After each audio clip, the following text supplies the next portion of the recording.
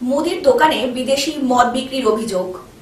অবৈধভাবে বিদেশি মদ বিক্রির অভিযোগে সোমবার ঝাড়গ্রাম জেলার গোপীবল্লভপুর ২ নম্বর ব্লকের বেলিয়াবেড়া থানা এলাকার চোরাচিতা গ্রামের বেশ কয়েকটি মদের দোকানের পাশাপাশি একটি মুদির দোকানে অভিযান চালিয়ে কয়েক হাজার টাকার বিদেশি মদ উদ্ধার করল পুলিশ। বেলিয়াবেড়া থানার ওসি নীলু মণ্ডলের নেতৃত্বে পুলিশ অতর্কিতে অবৈধভাবে বিদেশি মদ বিক্রির দোকানে অভিযান চালিয়ে একটি মুদির দোকান থেকে ২৫০টি বিদেশি বোতলের মদ উদ্ধার করে, যার আনুমানিক বাজার মূল্য ৪০,০০০ টাকা। বিদেশি মদ বিক্রির অভিযোগে কাজল শীত নামে এক ব্যক্তিকে ইতিমধ্যেই গ্রেপ্তার করেছে পুলিশ। মঙ্গলবার অভিযুক্তকে পেশ করা হয় ঝাড়গ্রাম আদালতে।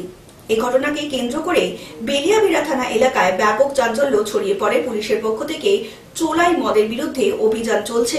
সেই সময় বেআইনিভাবে কিছু মানুষ বিদেশি মদ গোপনে বিক্রি করছে বলে পুলিশ সূত্র অনুযায়ী জানা যায়।